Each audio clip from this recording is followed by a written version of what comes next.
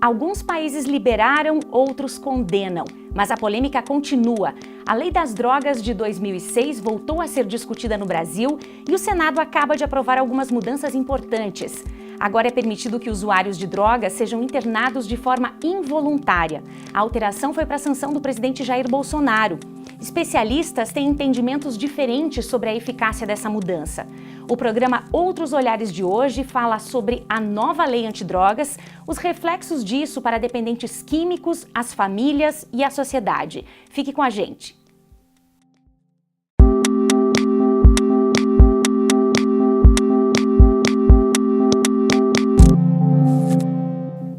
Nosso convidado de hoje é o professor da UNO Chapecó e médico psiquiatra, Dr. Vitor de Melo Neto. Seja muito bem-vindo, professor. Obrigada pela sua presença. Eu que agradeço o convite, Liana. Que bom. Importante a gente discutir essa questão que está muito em alta, está sendo muito discutida nesse momento, né? Nas mídias sociais. Enfim, professor, o ponto alto dessa lei antidrogas é a questão da internação involuntária.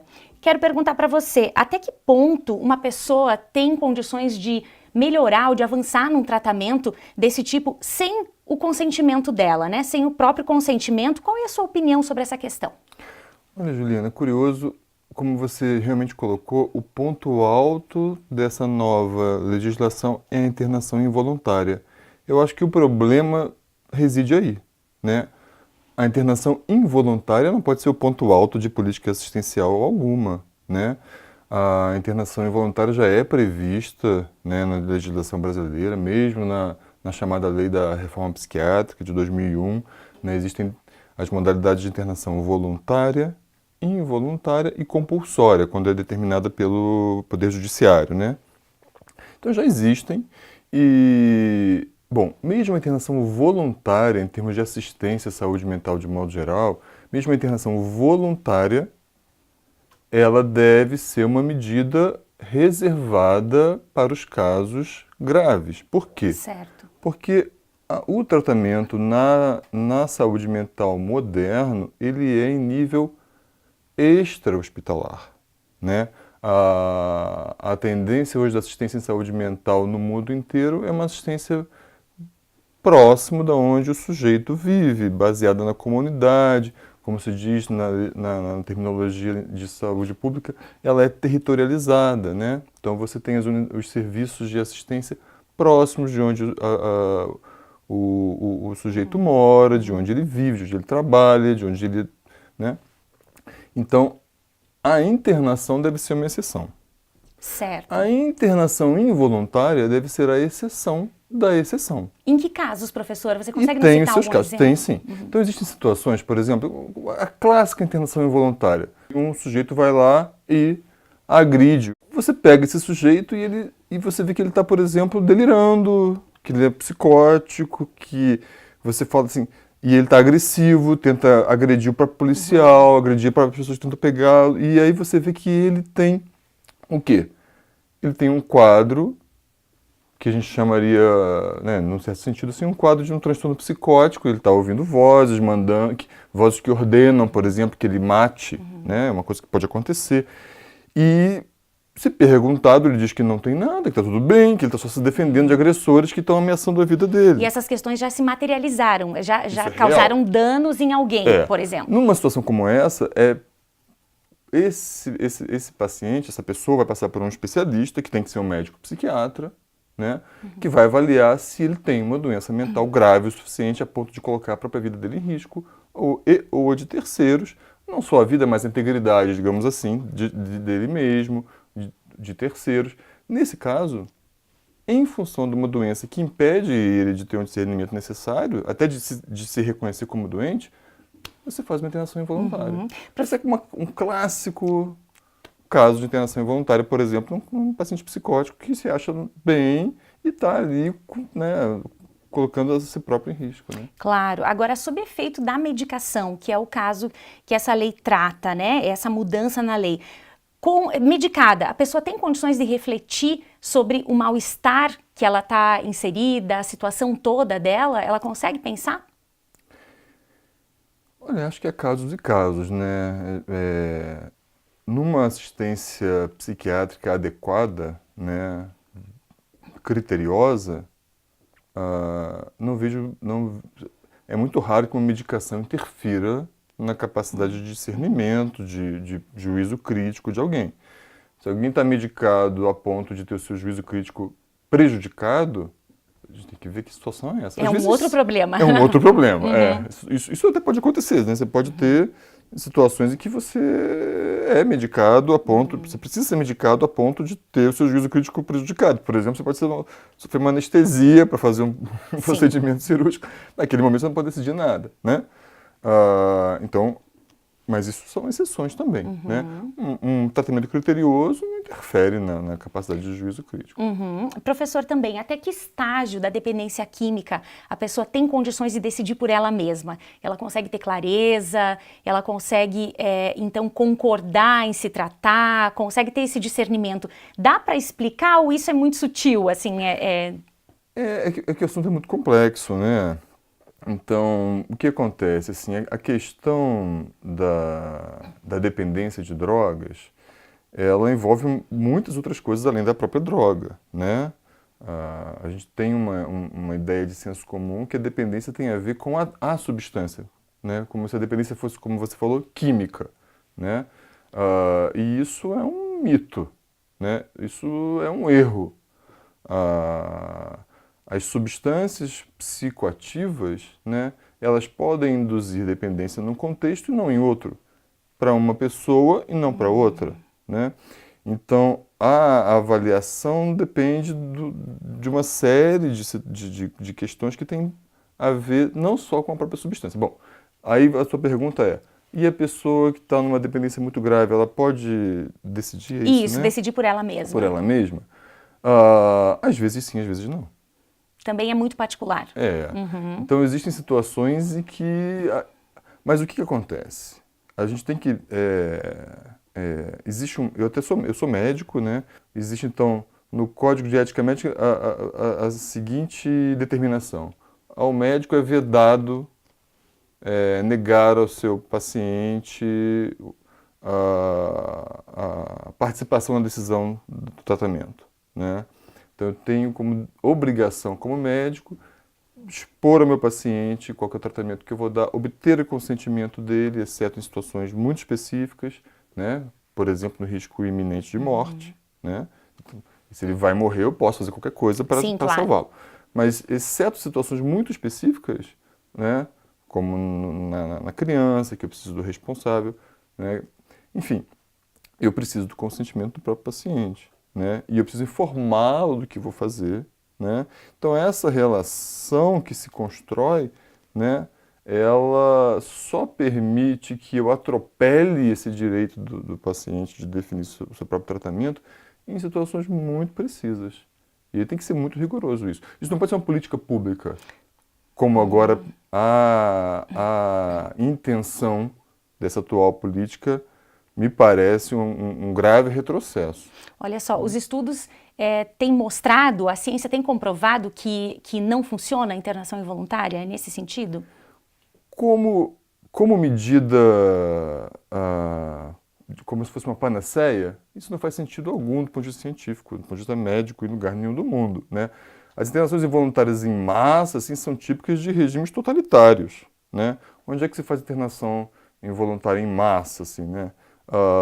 Hoje em poucos lugares, né? Um pouco na China, um pouco Cuba fez muito isso, né? Você via isso na antiga União Soviética, você via isso nos Estados Unidos durante o macartismo, teve muito também. No Brasil já foi uma realidade até os anos 70, anos 80, antes do final da ditadura e da Constituição de 88, né? Então, internação em massa, ou internação involuntária como princípio de política pública, é algo que não faz sentido algum na sociedade contemporânea, democrática, em termos científicos, na medicina moderna, né? Agora, professor, tentando fazer um contraponto em relação a quem propôs essa política, essa alteração na lei das drogas, né? O que se quer com essa alteração? Porque existe também uma intencionalidade do outro lado, por parte do governo, propondo essa mudança. Como é que você enxerga esse outro lado? É possível ter alguma vantagem em uma internação involuntária dessa forma? Eu acho que sim, eu acho que tem vantagens em algumas situações. Eu acho que a gente deveria manter sempre os critérios compatíveis com que a medicina e a psicologia e a ciência mostram, né, que é a mais eficaz. A gente tem que seguir evidências, tem que pensar em termos de custo. Saúde pública sempre envolve custo, né? E tratamento interno, de paciente, internar um paciente é muito mais caro do que tratar o paciente dentro da sua própria comunidade, nível ambulatorial ou em outros níveis de serviços, né? Então, agora, você perguntou se essa é uma situação que vai resolver algo, né? Se eles querem resolver alguma coisa. Eu não sei, assim, a gente está gravando hoje, terça-feira. Ontem eu ouvi um ministro comentando no noticiário, acho que não sei se ele foi na Cracolândia, algo assim, e falando que a internação involuntária poderia resolver aquele problema da Cracolândia, né? E eu me lembrei, assim, que, né, uma frase que se diz, um clichê que se repete muito, assim, que para todo problema complexo sempre vem alguém com uma solução simples e errada, né? Obviamente. Porque é uma medida, obviamente, reducionista, simplista, né, higienista, né, de retirar essas pessoas como quem retira lixo acumulado nas ruas, né? São pessoas com direitos, né? E outra, eu vou tirar dali e vou botar onde? Né? Vou botar... Vou jogar no mar? Porque eu não vou colocar numa instituição por 90 dias, né? As pessoas que... Porque na Cracolândia as pessoas moram ali. Moram na rua, não tem comida, né? Por que estão gravemente dependentes do crack?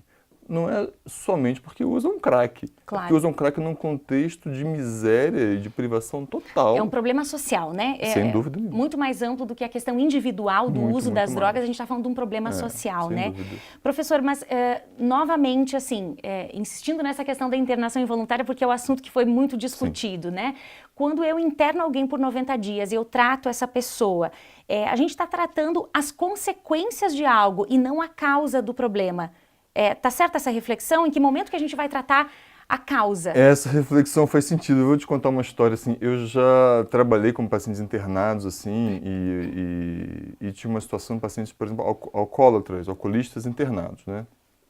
Olha que situação curiosa, vou te contar um caso, vou contar um só, mas Claro. desse eu vi vários, né? Então esse paciente era um alcoolista e foi internado, e aí a lógica nesse tempo, já faz alguns anos, enfim, mas essa lógica tradicional de internar para desintoxicar e depois voltar para a sua residência, continuar o tratamento na comunidade. Bom, esse sujeito foi internado, né, e ficou super bem. Ficou super bem, parou de beber no primeiro dia, ótimo, um paciente que tinha um comportamento bom dentro do hospital e tal. A mim me pareceu bem, o regente da equipe pareceu bem, recebeu alta, e aí um dos compromissos, ele morava em outro município, naquele município ele tinha alguns combinados com a equipe de saúde mental, dentre esses era comparecer a consultas regulares e às reuniões do AA, dos Alcoólicos Anônimos.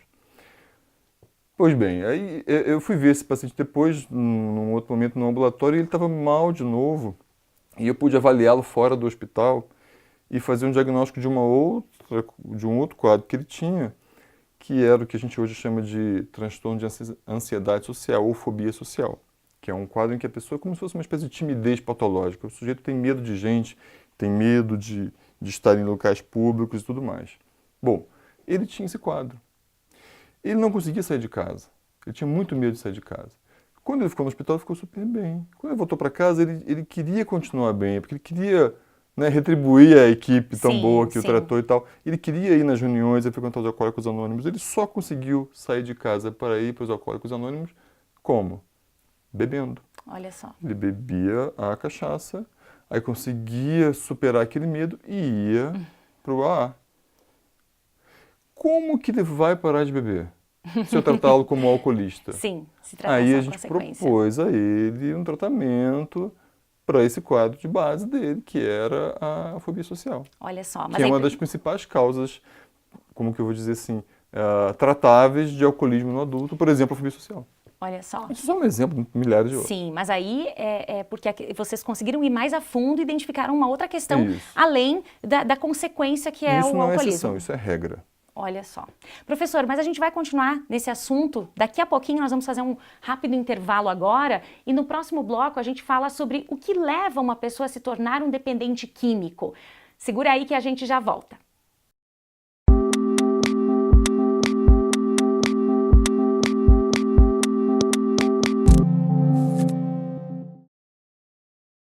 E aí, tudo bem? Tô aqui na UNO Chapecó para te fazer uma pergunta. Você já pensou na diferença que o diploma de uma universidade respeitada pode fazer na sua vida? Pois é, o EAD da UNO Chapecó é para você que quer transformar a sua carreira. Só na UNO você conquista um diploma que vai te dar credibilidade no trabalho. Acesse uno.edu.br/EAD e conheça os 11 cursos de graduação à distância da única universidade da região que é nota máxima no MEC. EAD UNO Chapecó. Aqui você aprende de verdade.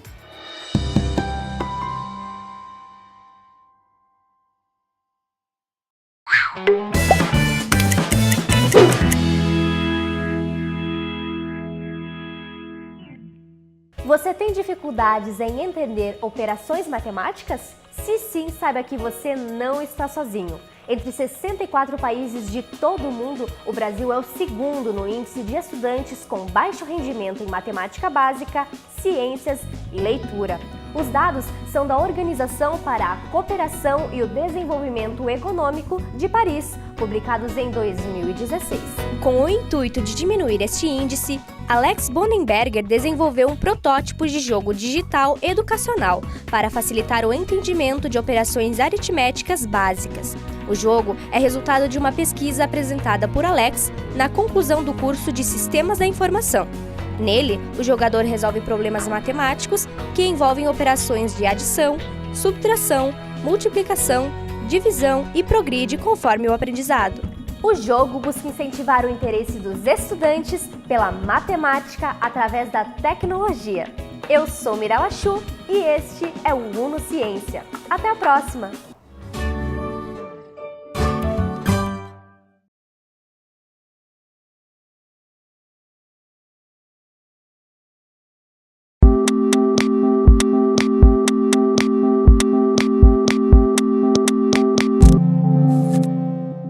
Estamos de volta com outros olhares e hoje o nosso assunto são as mudanças na lei antidrogas. Nós já conversamos um pouquinho sobre a internação involuntária e agora a gente vai falar sobre o que leva uma pessoa a se tornar um dependente químico. O Dr. Vitor de Melo Neto, médico psiquiatra e professor da UNO Chapecó, é o nosso convidado. Professor, vamos seguir a nossa conversa aqui, que está muito interessante e também importante para se esclarecer.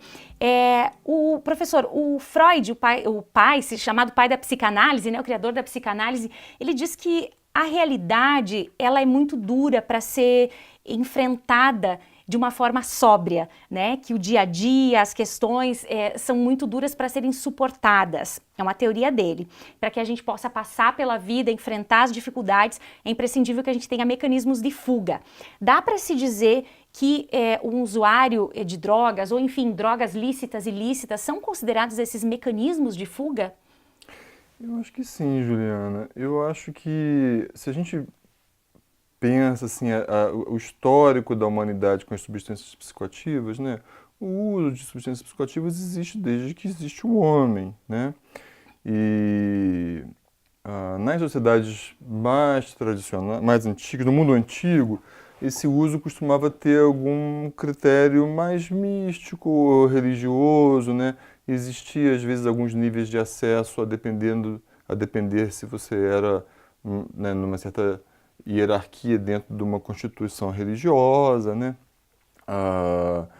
E sempre houve o uso das mais variadas substâncias psicoativas em qualquer lugar do mundo. Se você faz pesquisas antropológicas e históricas mesmo, você não encontra uma sociedade humana em que não houve alguma substância psicoativa, né, sendo usada, né, seja ela excitante do sistema nervoso central, seja ela depressora, seja ela que altere o sensório, por exemplo, né. Então, de modo geral, acho que sim, acho que todos nós usamos, né, em contextos diferentes, né? A gente tem, por exemplo, né, desses 3 grandes grupos de substâncias psicoativas, né? Então, as estimulantes do sistema nervoso central, por exemplo, as anfetaminas, as bebidas cafeínicas, a cocaína, tem um grande grupo, né? A coca, né? Tem, então, os depressores do nervoso central, como o álcool, os benzodiazepínicos, os derivados do ópio, né? A morfina. A gente tem existe uma classificação chamada de psicodislépticos, né? Ou alucinógenos, que são esses que alteram o sensório, né? Como a reserpina, a maconha, a LSD e uma série de outras substâncias que existem, né? Povos primitivos têm contato. Bom, de modo geral, sim, né? Eu acho que todos os povos usam substâncias para dar conta da dificuldade da vida, né? A gente, no mundo mais contemporâneo, a gente criou, por exemplo, um convívio com algumas substâncias muito claras, né? Por exemplo, a gente tem na nossa sociedade, por exemplo, as bebidas cafeínicas tomaram um papel muito grande, né?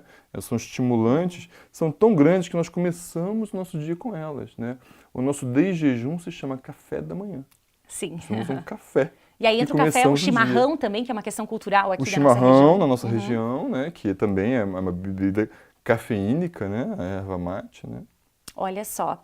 Mas, professor, você percebe, isso é um fato ou é um mito? Por exemplo, você percebe no seu consultório que a nossa geração, esse momento que a gente está vivendo da sociedade, as pessoas estão menos resistentes aos problemas, menos encorajadas de se enfrentar as questões e aí buscam essas fugas?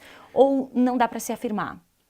Eu acho que então, pensando assim, né, os padrões de consumo de droga mudaram ao longo do tempo, né? Se você não pensava em termos assim de doença, né, dependência de drogas, é um conceito que não existia na medicina clássica, não existia durante o Renascimento, Idade Média e Renascimento.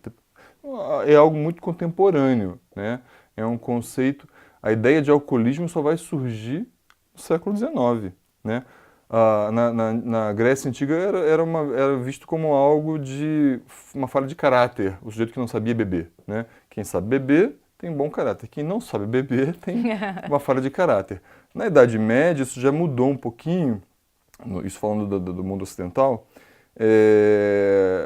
era visto como algo assim, quem não sabia usar bebida ou outras substâncias psicoativas, era visto como alguém que ou estava em pecado, ou estava sob influência de demônios, espíritos maléficos. Era uma interpretação mais mística, mais mágica, religiosa. A ciência começa a abordar isso a partir, então, desse momento mais contemporâneo. Então, após a Revolução Industrial, o Iluminismo, a coisa muda um pouquinho, a medicina se reconfigura. No século XIX surge a ideia do alcoolismo, que é a primeira ideia de que uma droga possa causar uma doença, então é muito recente isso. E no século XX a gente tem e agora até hoje, né, no século XXI, a gente tem esse novo momento, né, que é qual momento? É o momento de uma nova configuração das sociedades, principalmente ocidentais, mas isso se espalhou para o mundo inteiro, essa configuração de sociedades de consumo, né? E a ideia de que você consumindo você vai obter uma satisfação, né? Então surge no final do século XIX ali uma coisa que você sabe muito melhor do que eu, mas que é a ideia da linguagem publicitária, de vender algo, e vender algo que é o quê? Vender algo que você possa consumir. Qual a ideia da sociedade de consumo? Qual que é o sonho de qualquer sujeito que produza um produto que quer vender? É que esse produto seja um sucesso, claro, né? Qual a melhor forma de ele ser um sucesso? É se os meus consumidores ficarem viciados no que eu produzo e vendo. Se eles ficarem viciados é melhor. Então não existe substância melhor para a lógica capitalista do que substâncias psicoativas que causam dependência, percebe? E se você vende algo, né, que é o que ele quer, o que essa pessoa quer, que é, por exemplo, a felicidade, né, ele vai atrás dela e vai consumir cada vez mais. E essa é uma lógica que a gente vive hoje e associada às mais variadas dependências. Né? Professor, a gente fala aí de dependências de substâncias lícitas e ilícitas. Do ponto de vista da medicina, existe um problema maior com as lícitas ou com as ilícitas? Do ponto de vista da medicina, a questão de uma droga ser lícita ou ilícita não tem nada a ver com medicina. Né? São questões de outra ordem, né? Claro. De diferentes momentos na história, uma substância já foi proibida e depois foi liberada. Isso tem a ver com questões culturais, morais, né? Não tem a ver com dano. Se tivesse a ver com dano, por exemplo, não há sombra de dúvida que a substância a ser proibida, suponhamos que vamos proibir a substância que causa mais dano, né?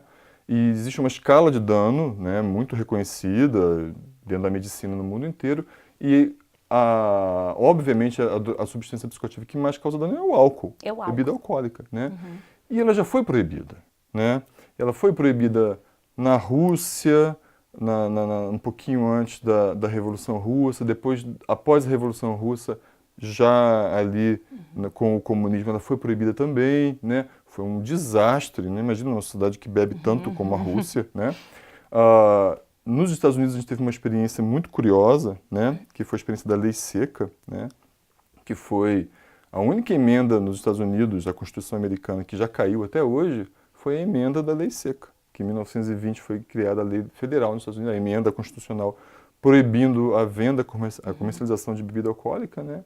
E 18 anos depois, eu acho, 13 anos depois, se não me engano, acho que 13 anos depois, 33, ela caiu. Caiu porque foi um fracasso, né? Porque o álcool, é impossível proibir o álcool, né? Porque nós somos sociedades cristãs e o álcool está muito associado ao cristianismo, né? E embora algumas denominações evangélicas depois tenham virado esse conceito, né? E proibido o álcool, né? Mas na sociedade cristã o álcool é muito ligado, né? O vinho é central, até na Eucaristia, culturais, né? Você vê que, por exemplo, os muçulmanos não bebem, né? O Corão tem lá uns 3 versículos lá que explicitamente vedam o consumo de álcool. Então eles não bebem porque é uma questão cultural, religiosa. A sociedade judaico-cristã, como um toda, bebe porque é uma questão milenar. Sim. Por que eu vou proibir? E essa é a droga mais perigosa que tem.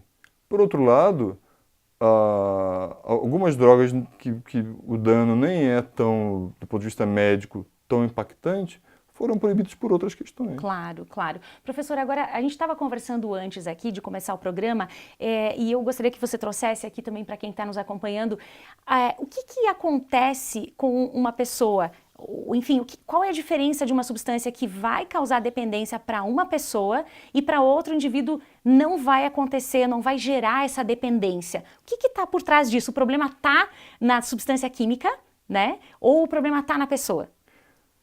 Nenhuma nem outra. Onde está o problema, então? Então, assim, é muito boa essa pergunta, porque o senso comum acredita que a dependência tem a ver com a substância, né? Então tem aquela frase que se ouve muito, assim, né? Eu tentei tomar cuidado para falar isso, porque dá a impressão que eu estou fazendo uma espécie de apologia, né? Tem que tomar um cuidado danado, né? As drogas são perigosas, né? Todas, né? Mas, por exemplo, se ouve muito assim... se o sujeito usar o crack uma vez, vai ficar viciado, né? E isso é verdade para um, para outro não, né? Isso não é uma verdade. Enfim, eu espero que ninguém use crack, claro, né? Mas quando eu digo isso, eu estou dizendo isso pelo rigor científico. Eu sou obrigado a falar a verdade, sim, né? Sim. E a verdade é que a substância, ela é um ponto de apoio. O outro é o sujeito e o outro é o ambiente. São três um pilares, tripé, então. 3 pilares, muito bem, exatamente. São 3 pilares. Então, um sujeito na Cracolândia é uma coisa, né? Um sujeito num outro ambiente, com casa, comida, teto, trabalho, renda, é outra coisa. Apoio emocional da família. São coisas diferentes, muito diferentes, né? Fora isso, o contexto histórico também, né? Então, em alguns momentos, né, o uso, né, o consumo até, digamos assim, abusivo de algumas substâncias foi visto como normalidade, como normal, né? E em outros contextos, essa ideia muda. Olha só, é importante a gente esclarecer, o professor trazer isso para a gente entender como a questão do consumo de substâncias, sejam elas lícitas e ilícitas, elas estão ligadas a fatores culturais, né? Professor, mas e uma família que esteja passando por uma situação em que uma pessoa está enfrentando algum problema de dependência, está gerando um problema, um transtorno familiar, está comprometendo a saúde dessa pessoa e quem sabe até gerando situações de violência dentro de casa. O que fazer? Por onde começar? Quem se busca? O que você diria para a gente repassar essa orientação também para os nossos telespectadores? Então, a dependência de drogas é uma questão muito grave, porque dificilmente afeta só o sujeito, né? Dentro de uma família, todos são afetados, né? Então, se o pai da família é alcoólatra e gasta todo o dinheiro com a bebida e chega em casa e é violento e agride a sua mulher, e agride os seus filhos, né? E não consegue ficar em emprego, e aí o dinheiro que ele gastava com bebida agora nem esse ele tem, né? O impacto sobre toda a família é muito grande. E essa vinheta que eu falei aqui, ela é muito comum. Clássica. Clássica. Quantas famílias têm histórias assim, né? O filho adolescente que começa a usar alguma droga, né? E aí a dependência, o sujeito dependente, dificilmente dependente somente da droga. É muito comum, eu tenho na minha experiência, né, de consultório, de vida como psiquiatra, assim, é muito comum você perceber o sujeito dependente. Do quê? De quase tudo. Então, o sujeito está ali com 30 anos, 40 anos, dependente de droga? De droga. E de papai, e de mamãe, e de dinheiro de outros, e de uma série de outras coisas. O sujeito é, antes de tudo, dependente. Do quê? Se tira uma coisa, entra outra. De tudo, então. Tanto é que, se você percebe, uma das coisas que mais resolve uma dependência é criar outra. Por exemplo, eu tenho dependência por álcool, por exemplo, né? Sou dependente de álcool. E eu me trato com isso aí e viro um fanático, por exemplo, de alguma causa. Por exemplo, religiosa, né? É uma forma de me resolver. Troquei aquilo, agora estou dependendo de uma outra coisa. É um ponto, é uma evolução, um ponto adiante, né? Se eu trocar uma dependência de algo mais nocivo por algo menos nocivo, isso é um ponto positivo. Tanto que isso é a base de uma política pública no mundo inteiro, defendida, né, dentro da medicina, que é a política de redução de danos. Se eu puder trocar uma dependência de de uma substância mais nociva por uma dependência, ou por um uso menos intenso, ou por uma dependência de uma substância menos nociva, eu tenho que ver isso com olhos... Olha só. Com bons olhos, né? Olha só. Que é um passo, né?